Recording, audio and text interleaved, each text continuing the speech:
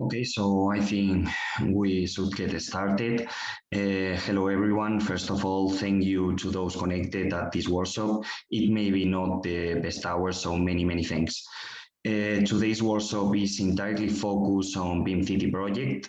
This European project is funded by the European Commission, and its focus is developing tools for demonstrating the viability of new models of handling personal data by giving full control to the user and by providing incentives to the same. For today's session, we have the pleasure of having with us 6 participants of the project. First of all, we have Marco Melia, PIMCity project coordinator. Marco is full professor at the Politecnico di Torino University and is also coordinating the smart data department of the same. With involving more than 90 people with high expertise on big data and science applications.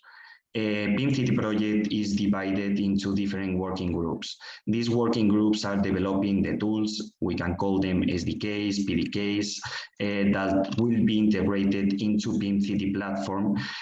But nevertheless, all of those tools have a unique and differentiated utility.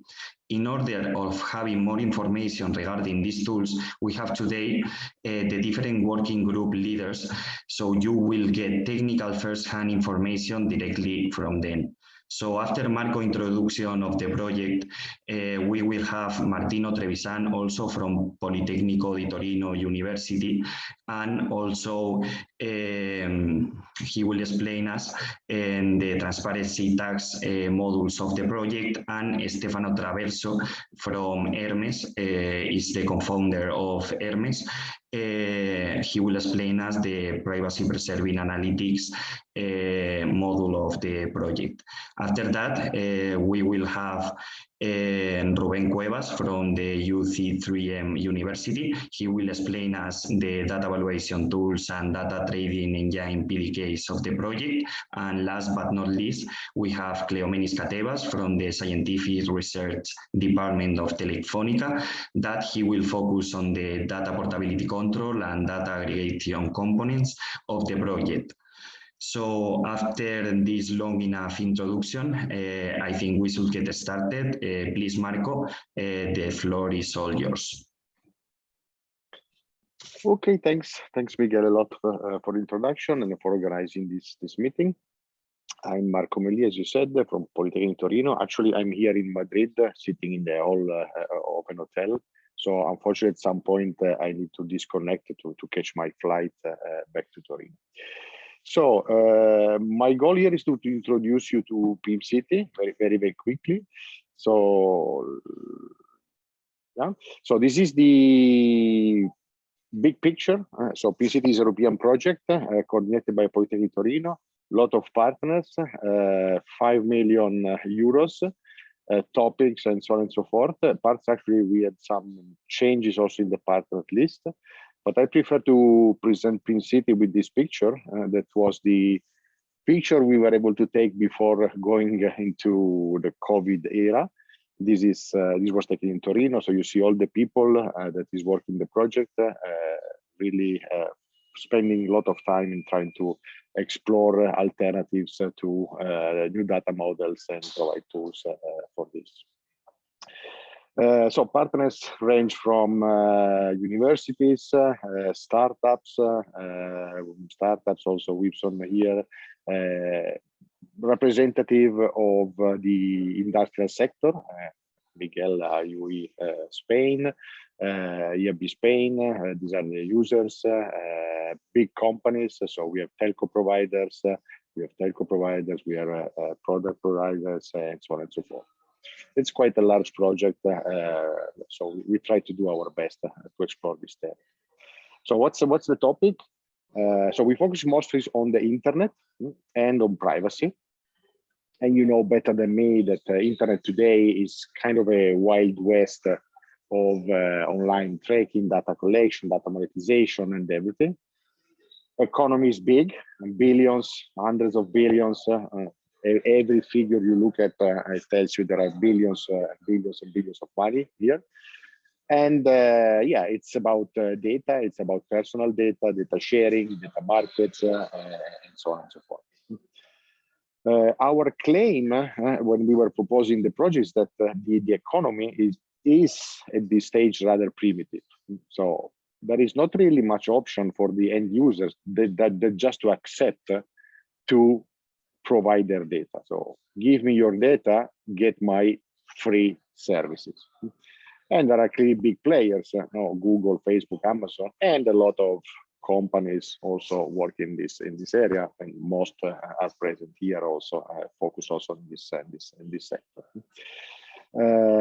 End users have not really much of a choice, no control, no big, no opportunity mostly to decide which data to share, which for how much money, and so on and so forth.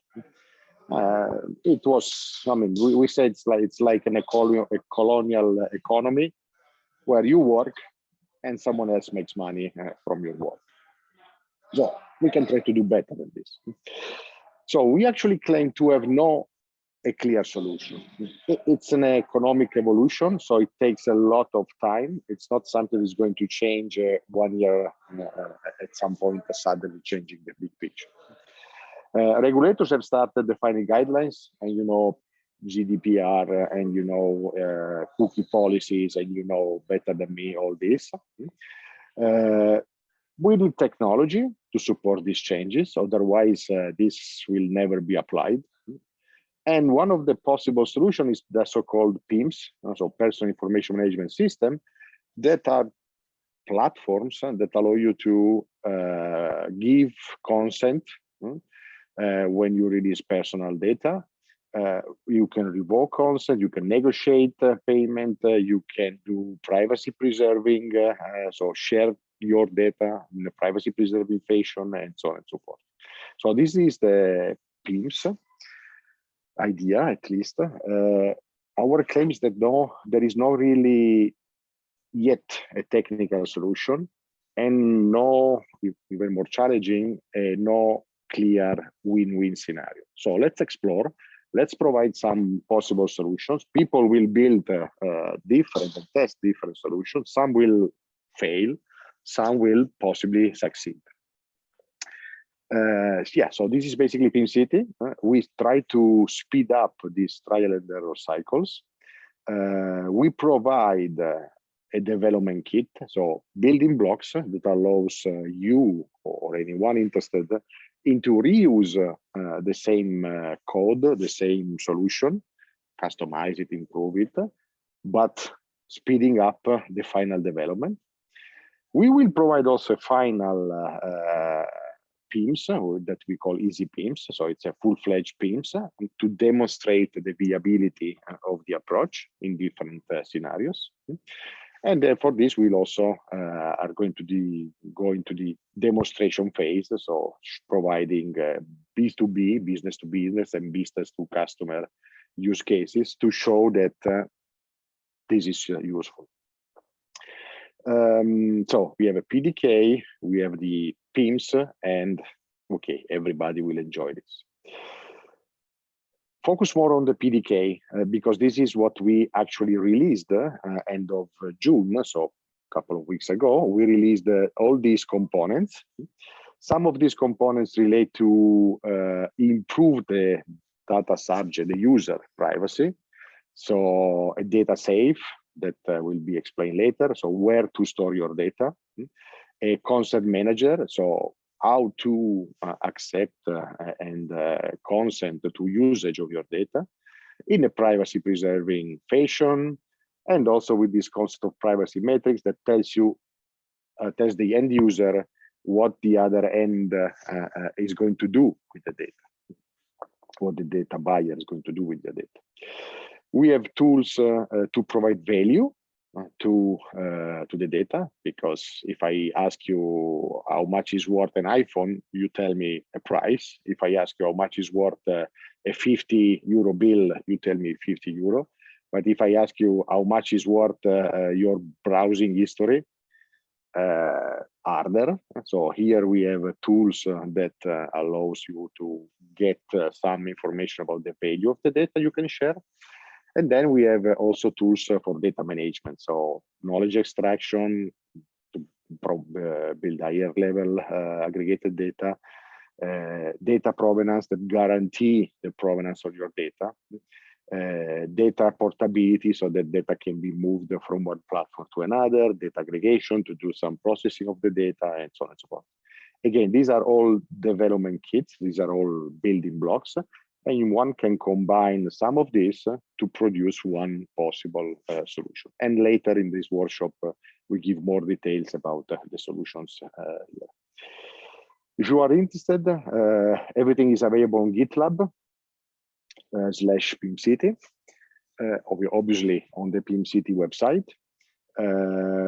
Some tools are already accessible, so we are setting up now a platform where showcase some of this. We are going to complete the development by the summer breaks or end of July, beginning of August.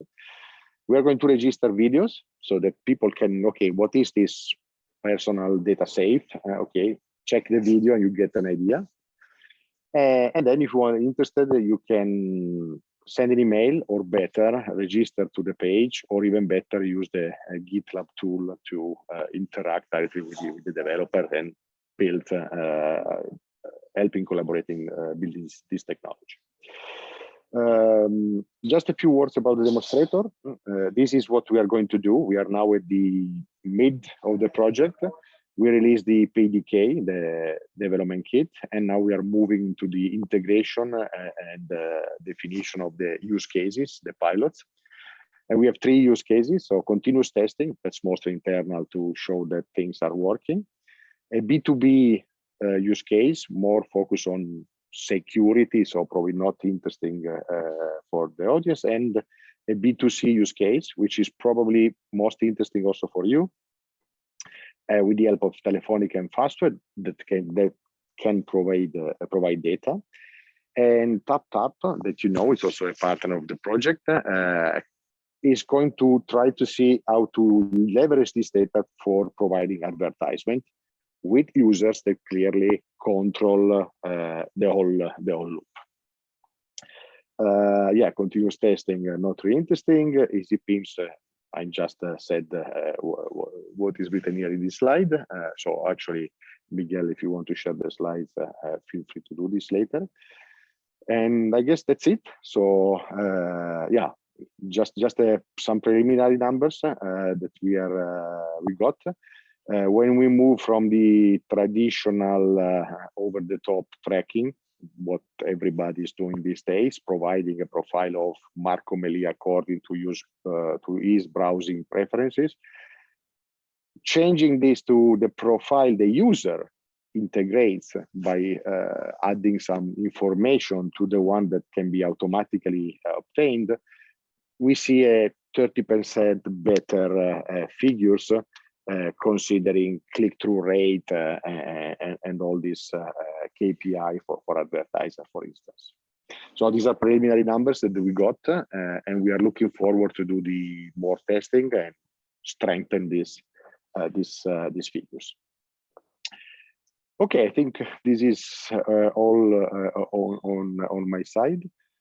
Miguel, I don't know if you want to take questions here or afterward.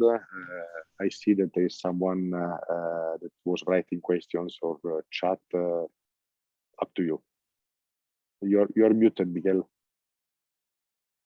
Many thanks, Marco. For the questions, yes, you should use the question and answer tool of the Zoom platform, and yes, we can share these screens or at least the GitLab links and so on. So please contact me at my personal mail, well, my IAB email, Miguel at iib.es, and yes, we will share more information with you, and many thanks. So for the next presentation, we will have Martino Trevisan, and it will continue with the presentation, Stefano Traverso. So please just share your slides, and yes, we should get started. Many thanks, Martino.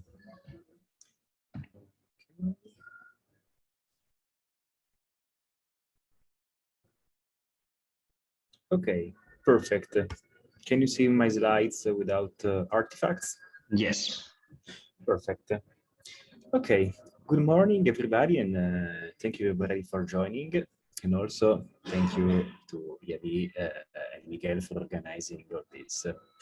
I am Martino Trevisan from Politecnico di Torino, and I want to present you some of the modules of the PIMS development kit, also called the PDK. I want to present you the modules that are related to improve users' privacy. So they are somehow directly connected and directly usable by the user, or in general, they face directly user data. So now I want to explain in brief which are these modules. So which is the goal of these 4 modules that I will present you briefly, and then how can they be combined to implement some of the functionalities of a PIMS. And then we will focus a bit on the personal privacy preserving analytics and on the privacy metrics. Here for the privacy metrics, I will have the help of Stefano Traverso from Hermes Cybersecurity, who developed these tools, and the presentation then will be given by Stefano. So in the PIMCity PDK, we have many modules. We have 10 modules, and 4 of these modules are those related to improve users' privacy. So we have a personal data safe. The personal data safe is a kind of safe, strong box for data where users can store, can insert their personal information, their browsing history, their navigation history in a safe and controlled form. This is a web service. Users can go, log in, put their data, and then under some conditions, this data can be also accessed by other services in a controlled form. We then have the consent manager. The consent manager, again, is a tool, a web service, a web interface for users, where users can define once for all the privacy preferences about sharing their personal data. Users can go there and can set up their preference. They want to share this data with this service or for this purpose, and then eventually get a reward. And then we have the personal privacy metrics, which will be part of this presentation. The privacy metrics are a means to increase users' privacy, users' awareness on privacy. So the privacy metrics collect, compute, and share easy to understand, so easy privacy transparency tags about services, describing how services gather and make use of data and for which purpose.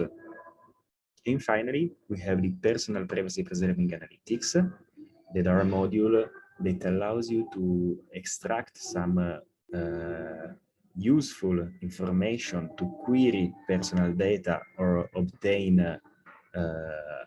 a version of some personal data in a privacy preserving manner, so implementing some anonymization techniques that we will see later. So to have a better overview on how these modules can be used, here there is an example on how they can be combined. So here, this is a simple PIMS, not complete PIMS, in which we have these 4 modules. So we have users that can consult privacy metrics about what the data they provide will be used for, and can eventually give the consent to through the consent manager to share the data with some data buyer, and then they insert their data using the personal data safe. On the other side, we have the data buyers that must declare which is the purpose of their data collection, and then the privacy metrics compute the metrics and the transparency tags. They ask for some data through the consent manager, and they obtain them on the PDS. And then we have the personal privacy preserving analytics. Here, this is the blue flow that can provide access to the data in a privacy-preserving manner. So, for example, to allow privacy-preserving queries that can be available and useful for the research community. Now, I want to go a bit deeper in the personal privacy-preserving analytics that maybe can be of your interest, and then I will leave the floor to Stefano to talk about privacy metrics. The personal privacy-preserving analytics are a module that expose to data buyers some data in a privacy-preserving manner. It is a module to implement a kind of anonymization as a service. Indeed, it can be used as a library, as a Python library, or as a web service, and implements different anonymization strategies for different kinds of data. We have k-anonymity for tabular data, differential privacy for queries, and z-anonymity for data streams. Now I will give you some details on these three strategies, not going very in detail because there is a lot of maths, a lot of concepts, but just to have an idea what these approaches can be useful for. First of all, we have k-anonymity. K-anonymity is an anonymization technique which is very useful for tabular data. So you have a table where each line is a user and there are many columns. If you want to preserve users' privacy, you can use k-anonymity. That is a property that is achieved when a user in a dataset is indistinguishable from k-1 users in the dataset. So here I have my data. I can suppress some columns or generalize some columns until I get some duplicates in the data. Like in this case, I have generalized age and zip code so that now I have some duplicate rows. And so every user has k duplicates, and so his privacy is better preserved. And in the privacy preserving analytics, we implement this technique.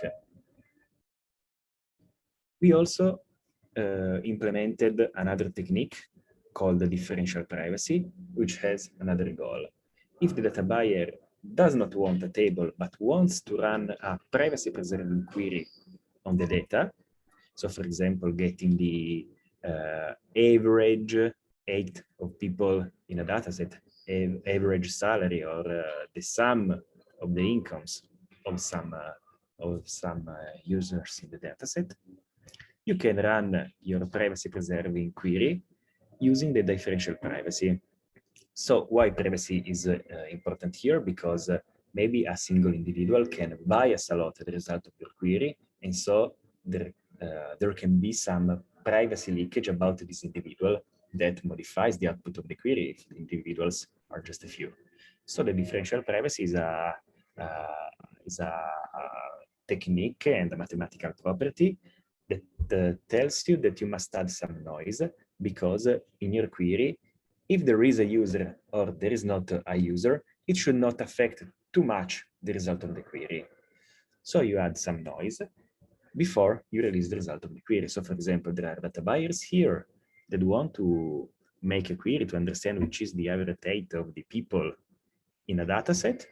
The privacy preserving analytics compute this average, then add some noise, that this noise has some mathematical properties, and then give back the result of the query to the data buyers. And this allows in the privacy preserving analytics to make privacy preserving queries.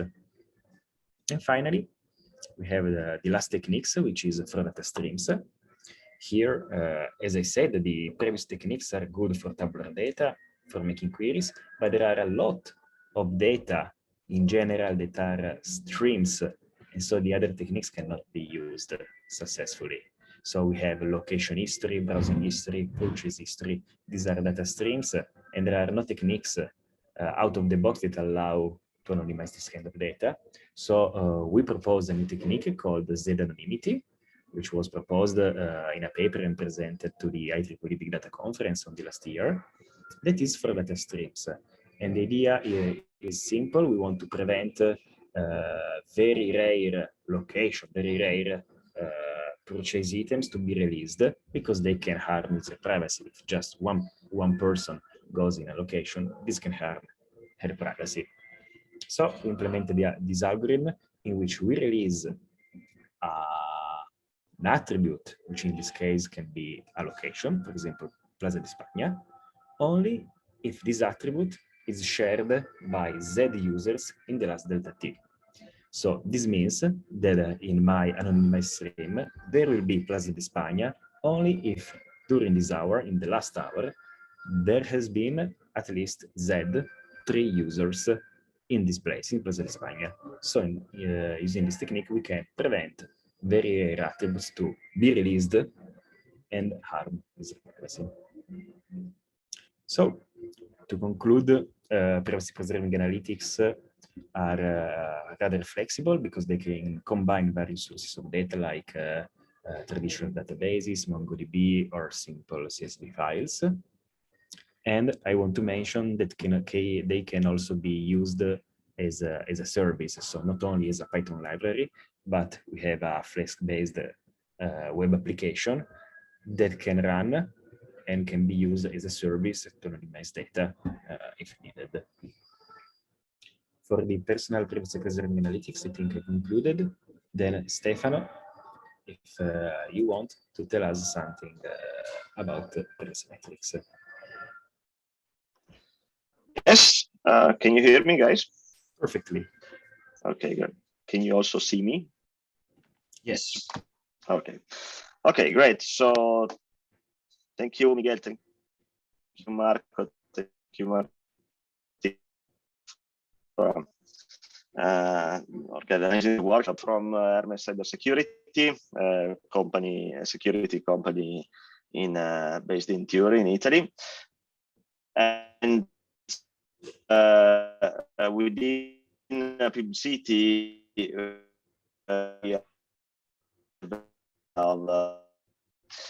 so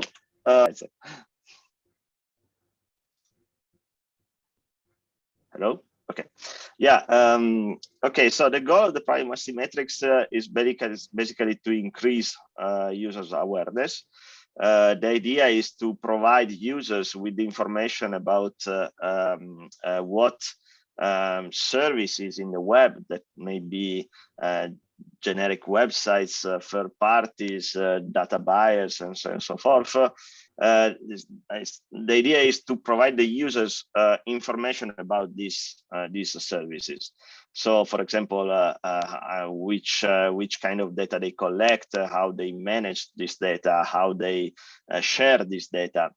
So these are all fundamental information that within a system like a personal information management system are fundamental to take informed decisions. So to help the users to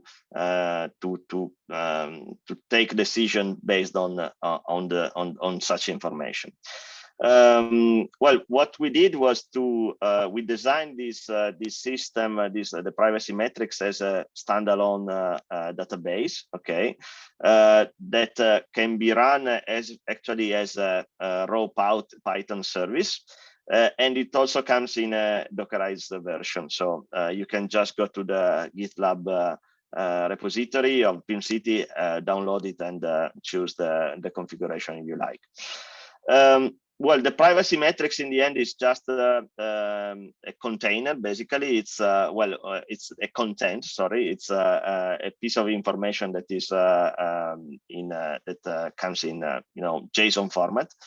And one of the main problems that we are facing in PIMCity is to understand also how we should present this information, finding the best way, the best graphical way to present the information that is contained in privacy metrics. Okay. Please, Martino, go ahead. Okay, thank you. So actually, the idea of privacy metrics and of presenting them within a presentation model that we call the transparency tags is not new. For example, the research group that works on privacy at Carnegie Mellon University has developed I think 10 years ago, this tool. They called it privacy nutrition label, where they specifically address the problem of understanding how to present information about the web services in an easy to understand way. And they proposed several solutions and tested with real users. Okay, unfortunately, the project was basically stuck, so there was no improvement, but they provided some very useful suggestion for practitioners and developers in the field. We also conducted indeed some surveys, so spreading questionnaires and involving actual users to understand what information actually users would like to know to get through privacy metrics and transparency tags. And here I'm just reporting a quick summary of the survey we got. For example, one of the most important to me is that users actually would like to know to have information about the security and privacy rating of the company that is buying the data or using the data. So this is, for example, relevant for more than half of the users. So that means that it's important for the data buyer or whatever service that is collecting data to have a correct security and privacy posture. Okay, next. We also observed that the users would like to know what is the actual purpose of the company buying the data. So apart from, let's say, the buying purpose, so what is how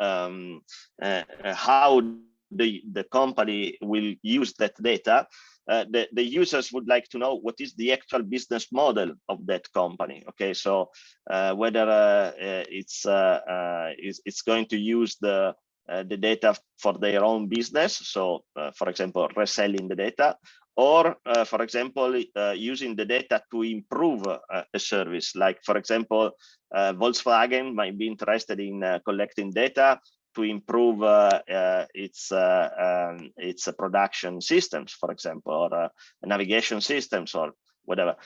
So this purpose in general is very relevant for the users. Next. Surprisingly, we also observed that the link to the company's privacy policy is not that important to know for the users. So this was actually quite relevant to me, quite surprising. So that means that the users are not interested in this kind of information. That could also lead to think that users would like to have quicker, let's say, means to understand the messages, the content of privacy policies. Okay, so this might be the consequence that typically privacy policies are written in very difficult languages, difficult to parse for general users. And so they tend not to read it and to make it to consider it relevant for their use. Okay, next. Okay, so yeah, we also observed other two important points. First, users welcome scores. Okay, so privacy scores, security scores, or whatever other means that can summarize the reputation somehow of a company. In particular, they would welcome a score that to describe what is the reputation of the company based on the purchase history. So whether the company is, for example, reliable in the payments, if they do actually pay for data, if what they do in change of this data, and this is quite relevant in the system, in a personal information management system. Second, another important point for users is to know how many other people are selling their data to that company, or they are making available their data to that company. So this is somehow the same mechanism we see with, for example, items we purchase on Amazon, right? We tend to prefer items that are bought but by many other users. Okay, so this also for data. Okay, next. Okay, so within PIMCity, as I said, we built the core of the module, so the privacy metrics that basically define the content of what we would like to show to the users. But another important aspect that we have to consider is how to present this data, right? And for this, we developed these mockups. So these are the mockups for the transparency tags. And as you can see, we divided it in the 3 main sections. Okay, first one, please, Martino, highlight it. Yes, is the part that is provided by the company itself. Okay, so the company is asked to provide some information directly. So, for example, where it is based, what is the company, what is the business of the company, what is the purpose of the data collection, who is gonna be the processor of the company, who is the DPO of the company, and stuff like that. Okay, so the company is asked to provide all this information in an active manner. The second category instead is data that we can freely collect in the web. So these are public data that can be either collected using several kind of databases. So, for example, we can inspect who is databases, DNS databases, to understand what is, for example, what are the domains under which the company is operating, what is the rank in a given category, how it is categorized by specific web classification systems, and so on and so forth. So we combine these two I mean, in some sense, we have data that are actively provided by the company and data that are freely available, publicly available on the web. Finally, we built scores. So out of these pieces of information, we built scores. So in particular, privacy scores, transparency scores, and security scores.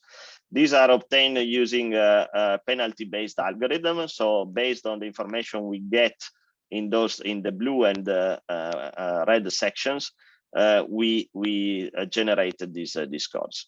So again, how we are gonna build this is gonna be available in our repository soon, so we can eventually check there for the details or ask me directly.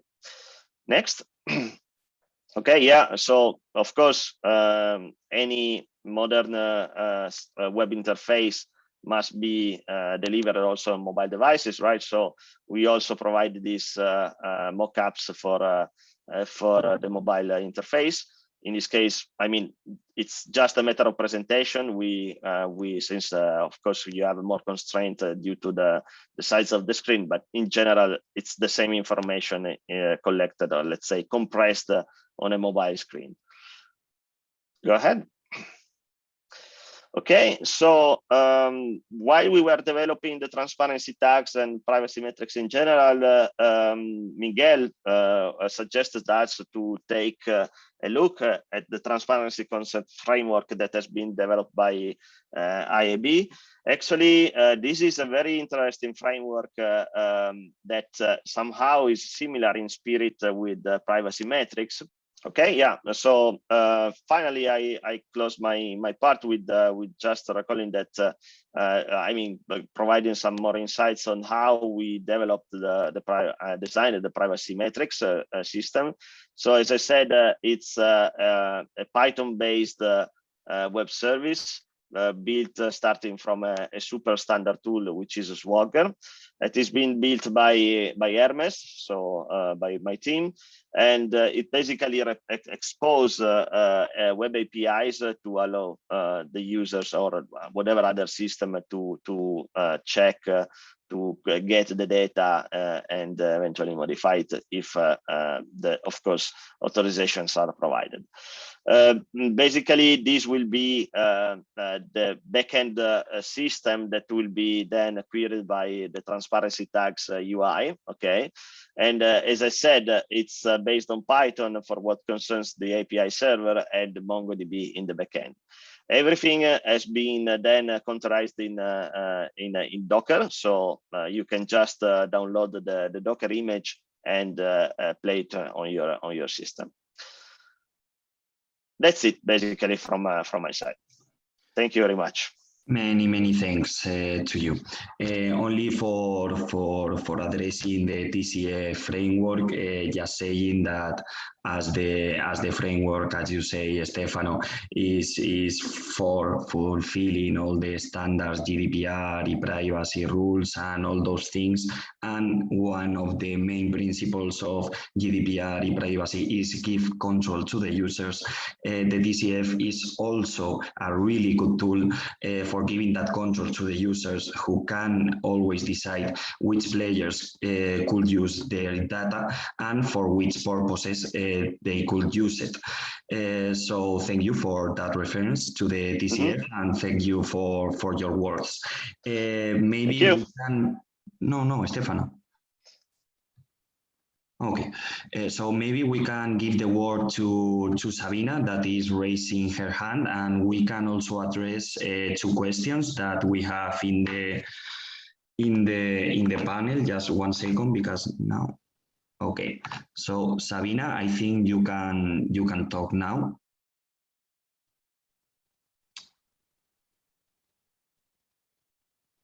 Now. Hi, Miguel. Can you hear me? Yes, perfectly fine. No, actually, it was by mistake. I raised my hand by mistake. I just listening, and I would like to thank you. Well, I take the opportunity, the advantage to thank you, the PIMCity project, for showing this all this information and all this development that we think they are very useful in our ecosystem. Thank you, Miguel. No, many thanks to you, Sabina, for being here with us. Okay, so we have 2 questions in the chat. I think they are mostly solved in your slides, but I'm going to just read it for you to, maybe if you want to give a deeper answer. So the first one is, which kind of data could input the user to the personal consent manager? I don't know if Martino or Stefano have any insights about this. Yes, in the consent manager, you don't input actually data. You input data in the data safe, which is the place where user data is stored.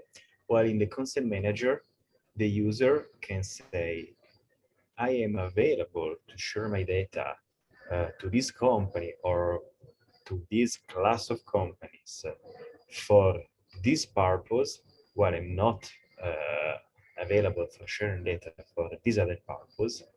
And then once there is a data campaign from one of the companies for which the user gave a consent, the data are then shared using the data safe. And so if the PIMs is complete, they can also get a reward for sharing their data. I hope I answered. Yes, I think so. But in any case, you have in the chat my mail, so you could also contact me through that mail, and I will put you in contact with Martino, Stefano, and other people from the project, and we could solve all the doubts and questions.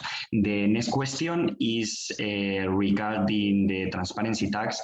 I think that Stefano has talked about this, and I think is going to be all this information in the repository.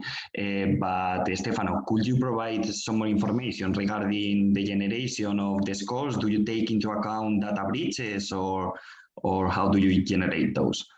Thank you. This is a very good question. We thought about including the information regarding data breaches, and as far as I remember, we didn't include that in the transparency tags, because this is an information that unfortunately is available. Is just available by. It might be available if by the company itself. Okay, so it's not something that we can easily measure, because typically, data breaches. Well, of course, the GDPR compels users, companies to make the data breaches public, but still it's difficult to get the information. Instead, however, we consider other information, such as, for example, security certification, security standards, such as ISO 20001. This just to mention one. We also included, for example, the possibility that the company or some of the its domains might be registered in some security lists, or so for example, it might be compromised, it might be a victim of some attacks or used to deliver attacks. So these are all aspects that we already cover in current design of transparency tags. However, it's an ongoing process, so I believe that we will include many other information in the future. So these of the data breaches is surely a relevant one. Great, Stefano. Many thanks. I think we should continue with the presentation of Rubén Cuevas from the UC3M, the Universidad Carlos III de Madrid. So please, Rubén, the floor is yours.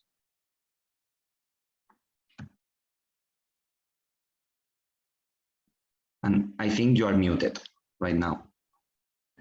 Yeah, thanks, Miguel. So I'm gonna share my screen. Just let me know if you can watch it. Yes. Yeah? Yes. Now, yeah.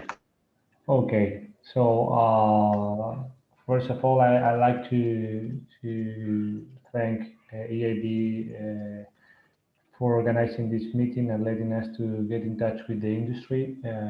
That is really important for us in order to get the feedback from the potential users of the technology we are building.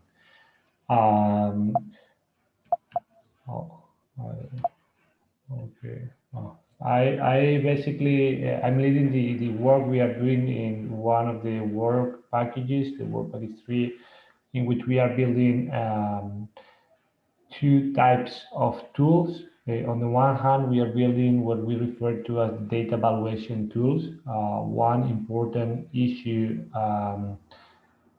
in the data ecosystem, it's to know what's the value of the data, right? And basically, to address this question, we have we are building two types of tools that I will present right away. And then we are building a second software that we call the data trading engine. And this is the piece that will allow the PIMCity architecture to communicate with the data buyers. So the data buyers are going to just communicate with any PIM willing to use our technology through this trading engine. So then let's go to the first type of tools, data valuation tools. And here we have built, as I said before, we have taken two approaches. On the one hand, we have built what we refer as to the data valuation tools from the marketer's perspective. And this is trying to provide information to the team regarding what is the value of audiences. So right now, arguably the most important business exploiting data is online advertising, and in this context of digital marketing, in this context, what we all are used to work with our audiences that are defined by a given set of demographic properties like age or gender and interest of users. So people interested in cars, traveling, or any other type of interest. So we have taxonomies defined by the EIB for these audiences. So since this is one very common use case, we wanted to build a data evaluation tool that allows us to inform a PIM that uses our technology of what are the value of a given audience, right? And we want to get this value from the market. And basically the market is currently formed by different marketing platforms that we have out there. We have marketing platforms from Google, Facebook, LinkedIn, and many others. And these marketing platforms, some of them offer this information, offer the information about the price of audience. So basically, what this tool is going to do is retrieve these values from these existing and dominant marketing platforms. In particular, we are going to focus on two metrics that are the CPM and the CPC, that are the most standard metric used in the context of online advertising. So, conceptually, these data evaluation tools, from my perspective, is quite simple. The functionality. So what we are going to do is offer an API to whoever wants to use this tool, and in this API we're going to receive the description of an audience, right? So with that description of the audience, we will launch a query to the platform that is indicated in the query. In principle, for the project, we are going to implement this tool for 3 platforms, Facebook, Instagram, and LinkedIn, but it can be extensible to other platforms in the future.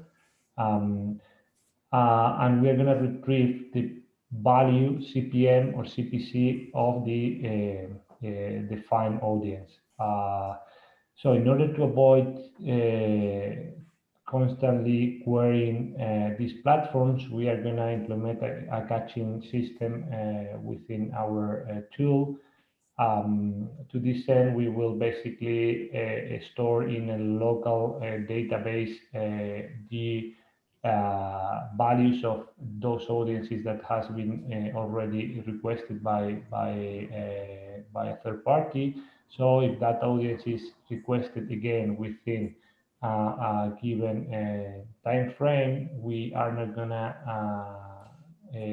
go again to the marketing platform, but we are gonna retrieve the data locally from our local database. In addition, we are also working into a new piece for this tool, in which we would use machine learning techniques in order to do prediction of the value of the audiences. So again, with these prediction models, we can assess the value of an audience, even if it is not available in our local database. And our preliminary results says that the accuracy is pretty high for these models, so we can typically predict the value of an audience, CPM or CPCs, with an error smaller than 10%. Well, this slide gives you details on the algorithms and the service architecture, but for the sake of time, I'm going to just skip going through these details. But obviously, any of you that are interested in more information regarding the technical details, you can just reach us, and we will be more than happy to discuss them with you.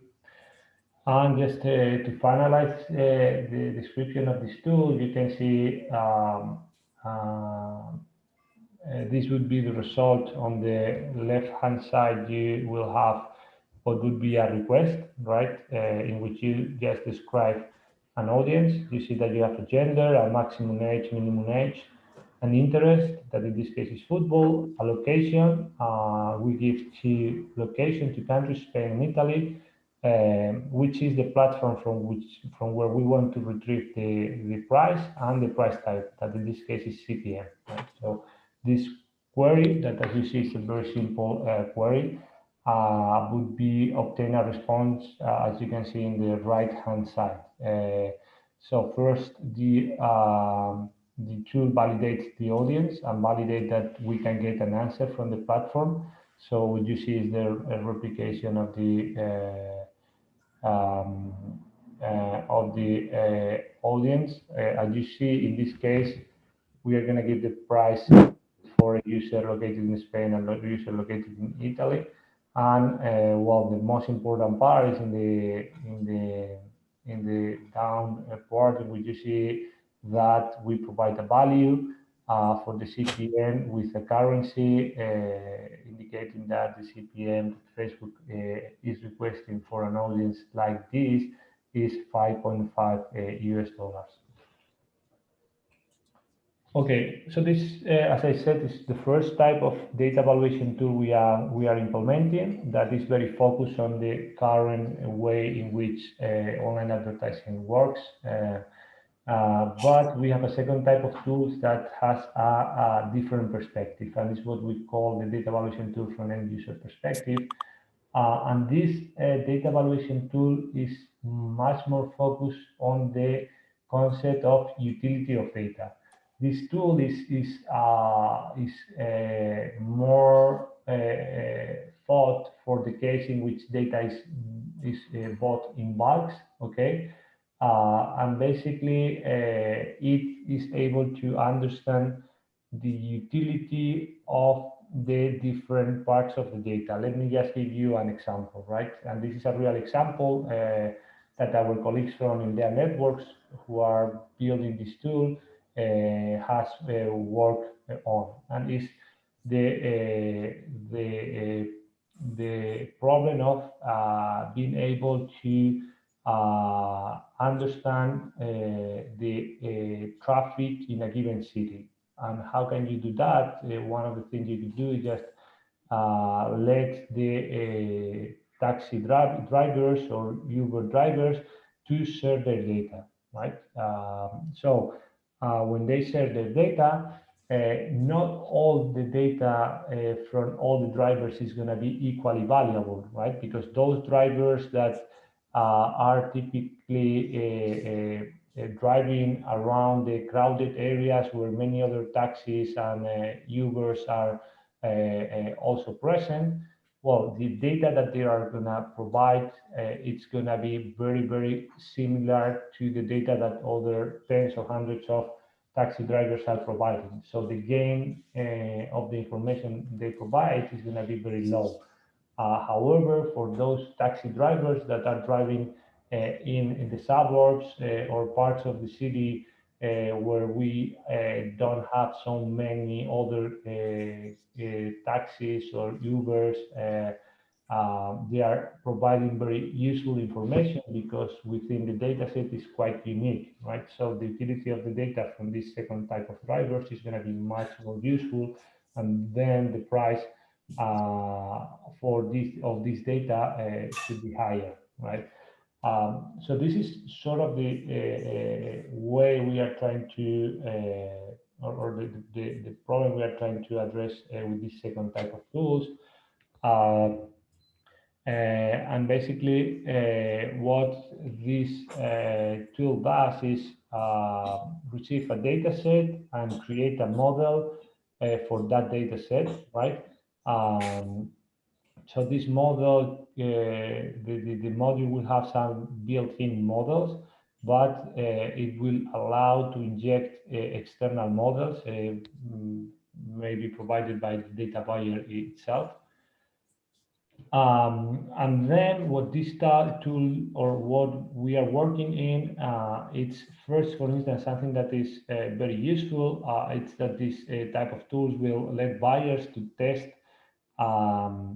the data for their specific task. So I'm going to have a specific task. Remember this example of the taxi drivers, right? And then if I want to estimate the traffic, I'm going to say, okay, with the model, I see that the data is really being useful. Why? Because it has variety. So basically, I'm not just having drivers from the crowded areas, but I am having a good coverage of the city. And then the data is useful for me or not. So basically, this functionality of try before you buy. It's very useful before buying these bulk data sets. And the other important part is that, as many of you are aware, there are many initiatives nowadays that advocate for rewarding users for sharing their data, right? And my personal opinion is that this is something that it's going to be something common in the future, right? We have their initiatives like Brave already doing that. I have seen Sabina in my data mood. They are also following this scheme. And the thing is that how would you reward the users in this type of schemes? And some of the the solution existing, for instance, Brave, they use a pretty flat scheme in which more or less all users are compensated equally for their when they view an ad or clicking an ad, right? But in this example, in which users are going to contribute their data to a bigger data set that is going to be served in bulk, right? So my data is going to be merged with data from many other users.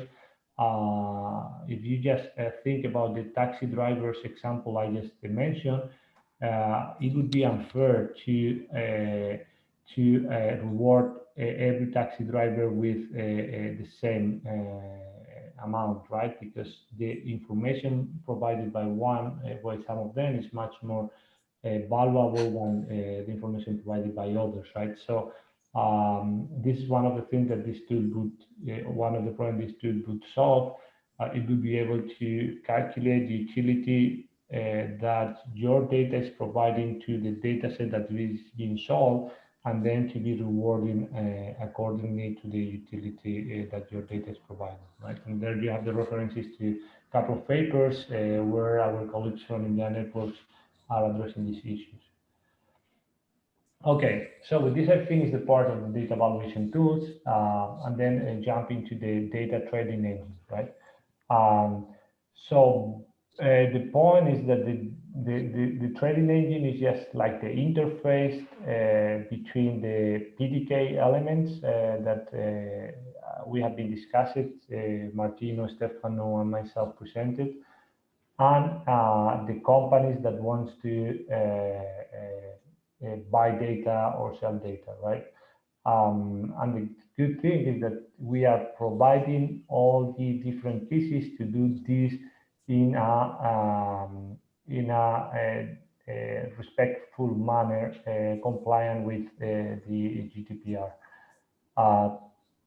So basically, what the data trading engine it's going to do is going to receive buy orders, buy offers. So someone just think of someone interested in buying data from a given audience, right? Users, as we said before, users between 18 and 70 years, males located in Spain and Italy and interested in football, right? Or even someone wants to buy the data set of the taxi drivers that I mentioned, right? So what the trading engine is going to do first is going and ask the data valuation tools, what is the value of this data, right? So in order to make an offer to the buyer of what's the cost of these data sets or this audience. So in parallel, it's gonna go to the privacy data safe. It's gonna just get the list of users that meet the criteria in the request. In mind, like the audience we said before, you must be Spaniard, male, and be in the age range defined in the query. And from this pool of users, it's gonna request the consent manager who of them provide consent to participate in specifically data offer, right? So this would be a subset of all of them matching the target audience, and this would be the pool of users that can be offered to the data buyer, right? So we have the pool of users that the PIM can offer, and it has an estimation of the value.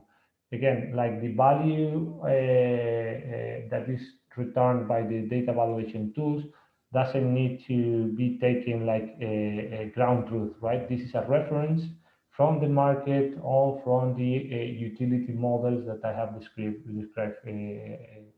previously.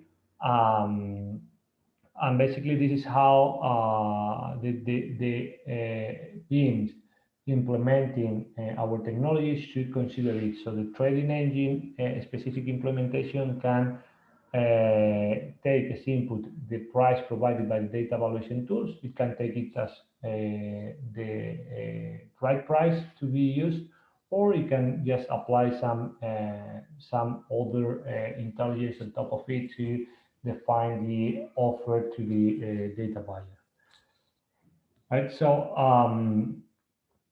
So basically, this is the complete flow of functionality of the trading engine. As I said before, it's going to start getting a price to understand, for instance, if the data buyer is asking for 1,000 users from the football audience we have been working with. This price can tell the trading engine, okay, for this CPM or CPC cost, this guy might get 1,000 of them, despite you can get in your PIM 10,000 users, right? So then it's going to go to the consent manager to check which user has given consent, and afterwards it's going to go and retrieve the data itself. So it's going to go to the personal data safe, it's going to get the raw data, it's going to go to the personal privacy preserving analytics and get the aggregated data, the analytics data that are associated to this data offer, right? And finally, it will go to the data provenance module that will be explained by Cleomenidas after me. That allows to watermark the data, right? And then it's going to send the data to the users, to the buyer, and it's going to compensate the user based on the model that has been defined by the buyer. So you see, the trading engine is at the end the piece that put together the rest of all other pieces to allow PIM that is using our technology to trade data with third parties. And with this, I'm done with the work we are doing in Work Package 3. So I don't know if there is any.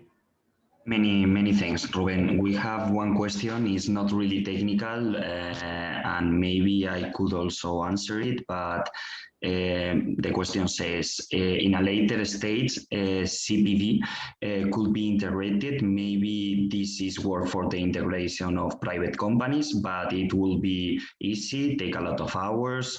Only stating, and then Ruben, you can complement my answer, that the goal of this project is demonstrating the viability of this kind of models of PIMs, of personal information management system. And we are going to have final products as the PDKs, but the CPV, I think, is not in our roadmap, but you can confirm this, Ruben? I mean, in principle, we are focusing on CPC and CPM because the platforms, because are the two most common metrics.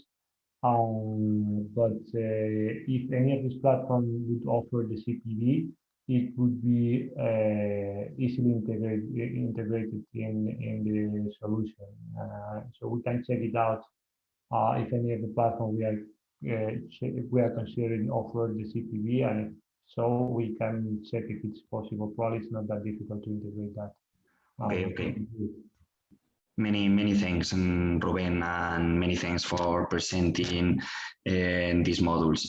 So for finishing this workshop, I would like to give the floor to Cleomenis Catevas, and that is working as a researcher scientific in the Telefónica.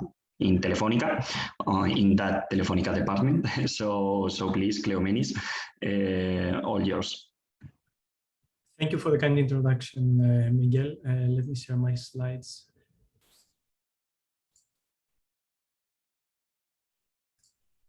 Okay. Can you all see me and hear me well? Yes. So my name is Cleomenis Catevas. I work at Telefónica Research. And I'm leading Work Package 4, which includes the tools for improved data management. A few words about Telefónica Research. It has been around in Barcelona for the last 15 years. We are a group of research scientists, professors and students working on different topics around networks and systems, security and privacy, machine learning and human-computer interaction. We mostly publish academic studies and file patents, but we also contribute to internal innovation projects of Telefónica. So, as I said before, the title for Work Package 4 is Tools for Improved Data Management. It includes several partners. The ones responsible for the tool creations are mostly Telefónica, LS Tech India, and NEC. The objectives of Work Package 4 are to design and develop methods that enable users to import and integrate data coming from different sources and platforms into PIMCity, aggregate data at different levels to protect user anonymity, share data to other platforms using interoperable methods, maintain control of data usage and access, and reduce the risk of privacy violations. At the same time, we investigate machine learning methods to enable PIMCity in order to summarize and represent user data into different groups of profiles, and automatically extract data value without the user intervention, but also while being generalizable to different types of user data.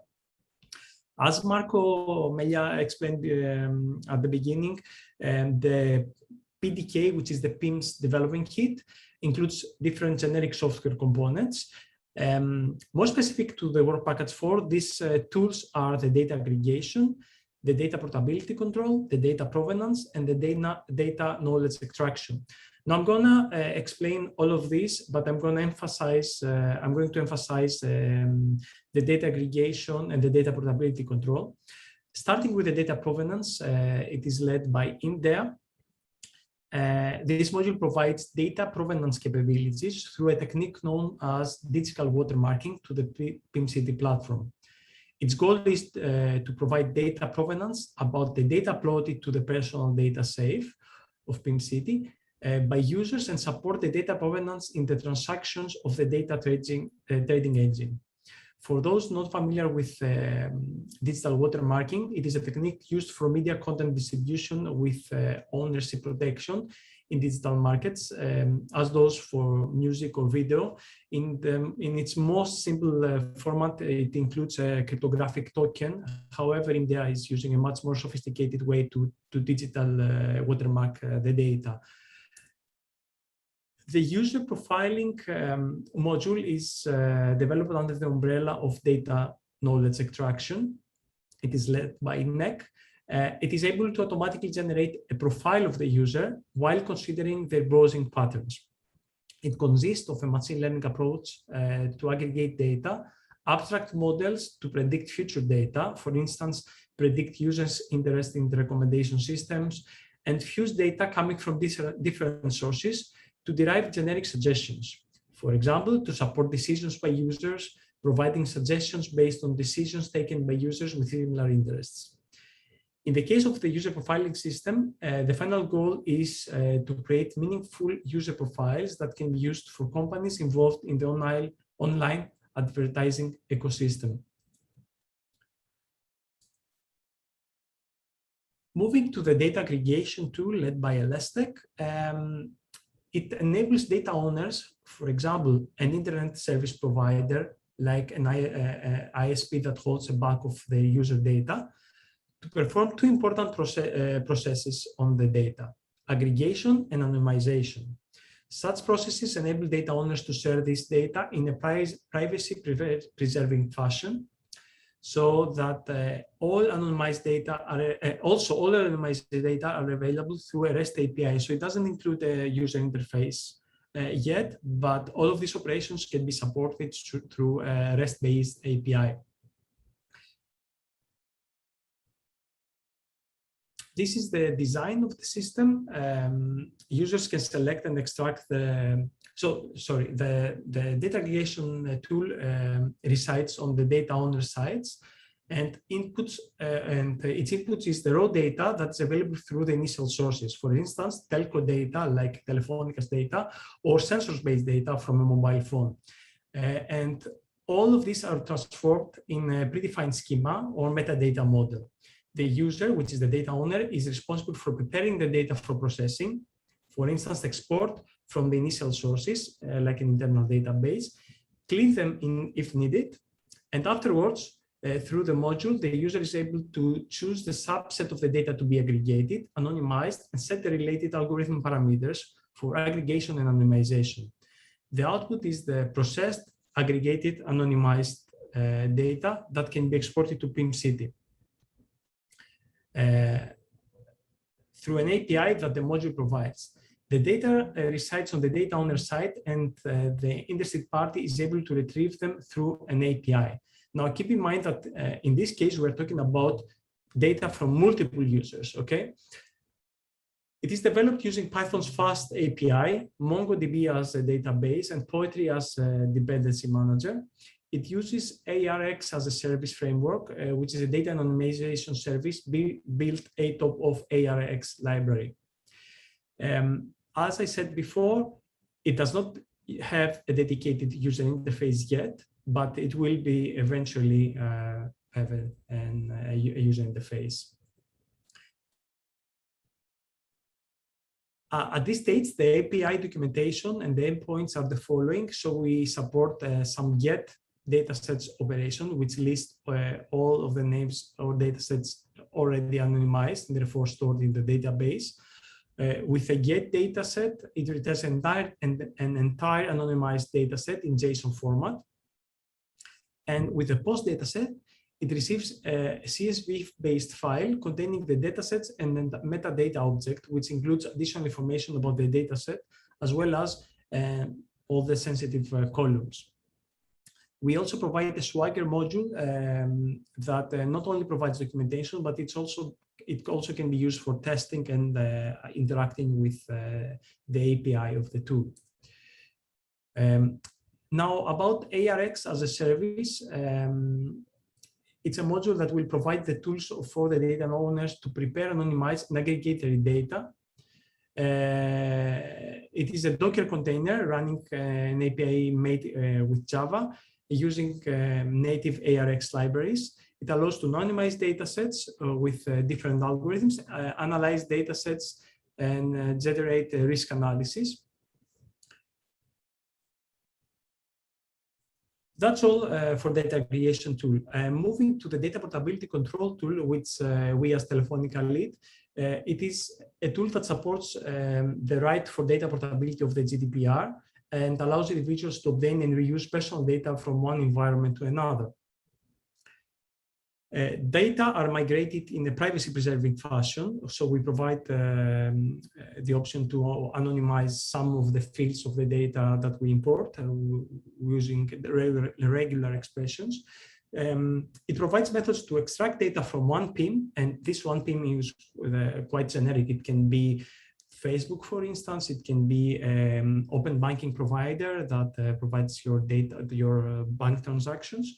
Process it by filtering out sensitive information, and then output it into a new PIMs, such as the easy PIMs, for example. This is the system design. The system is very modular. All submodules are dynamic and easily extensible. We provide, you can also categorize this into 3 categories. One is the data sources, second is the data transformation engine, and then the third is the data export. We provide 3 different types of data sources. At the moment, the only available is the second, which is pull requests using OAuth2 connections. And we support through-layer open banking API. However, developers can see these as templates to support any type of PIMs they want to support. The first one, we say manual data import, we use Facebook as an example, so that because Facebook does not provide a way to automatically extract data, in this case, the user can manually request his or her data and then manually upload to our system. OAuth2-based connections is the second category, that a module is continuously interacting with using OAuth2 connections with an external PIMs and request the data. And the third one is push request using the JWT connections. For instance, a mobile phone can periodically push the data collected, for example, mobile phone use data collected by installed app, and then integrate this data to data portability control tool. And finally, you can export this data either to the PDS, to the personal data safe, or directly to the easy PIMs, or to a file like an archive file. Some more information about the data sources. I already explained this a little bit more.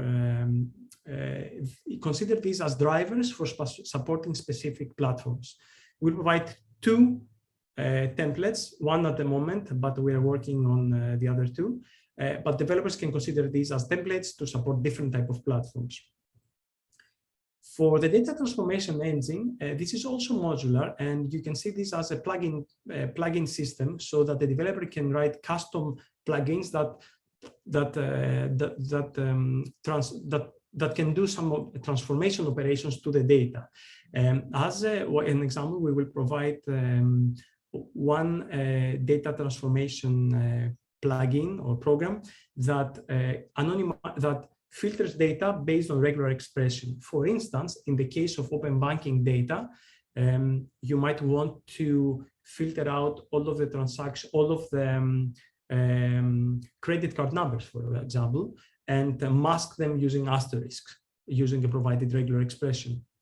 When the data process is complete, that means the data is anonymized in the sense that the user provides this customization. It will be passed to the data export module, which can send the data to the personal data safe, send the data to another PIMs, for instance, the easy PIMs, or simply archive the data in relevant CSV or JSON-based format. This is the data portability control API. Same with this tool, we do not provide a dedicated user interface for the user. All of this will be developed in the user dashboard, and that will communicate with the data portability control. At the moment, we provide the following operations specifically for the data sources, transformations, and exports, like create a new data source based on the supported classes that we provide, enable it, disable it, start the migration, and so on. And finally, export the data. Last but not least, this is a tool that is only applicable to the Easy PIMs platform, which is an example PIM system, PIMCity system. The aim is to present analytics for the user behavior through the data dashboards. What it can do is it can visualize the user data using some plotly-based dashboards. But at the same time, by aggregating information through the data aggregation module, it can also show it can also visualize the behavior of the user and compare it with the user population. So what are my mobility patterns compared to the population, like all of the users' information provided by a telco company, for instance. That's all from my side. If you want to communicate with me, I'm also available. Let me know about your interest, and I'm happy to answer any questions that you have. Okay, many things. Super interesting, the import data tools, the solution for the Facebook banking, and how you can migrate those data also with a JSON file. Many things, Cleomenis. We have one question. I think it's not directly related with your work, because it's a question regarding when are the trials are going to start, and how could an advertiser participate in the project trials. The second question, if any advertiser or any company, please contact me at my mail. Is on the chat. We are really happy with you to want to participate in the trials. And for the trials itself, I think they are forecasted for later than summer, but maybe Ruben or Cleomenis have more information. If not, just saying again, you have my email, and we can talk in that manner. Ruben, Cleomenis? No? Not from my side, maybe Ruben. Okay. But yes. Can you repeat the question, please? Yes, when we are going to start the trials, pilot, starting testing with the users and all those things. I think I honestly don't know this exact date. I would need to check the. Okay. So don't worry. I think that it should be sometime in between 3 and 6 months, most likely. So for fall this year, we should be starting to do something. Okay, in any case, please contact me at Miguel at ibspain.es. You have also my mail in the chat or in our website, also in PIMCity website. So I think this is the end of this workshop. Many thanks to the panelists, participants of this workshop. Many thanks for those who get connected, and special thanks for those who stay connected till the end of this workshop. We are going to, well, this is an ongoing project, so we have more work to do, more things to communicate. So please be following this project, because we are going to do more interesting things. We are going to make some videos about how the PDKs are working and how the platform are working. So we will keep in touch with this new information. Many thanks to all of you, and bye. Have a nice day. Thank you, Michael. Bye-bye. Thank you, everyone. Thank you for your attention.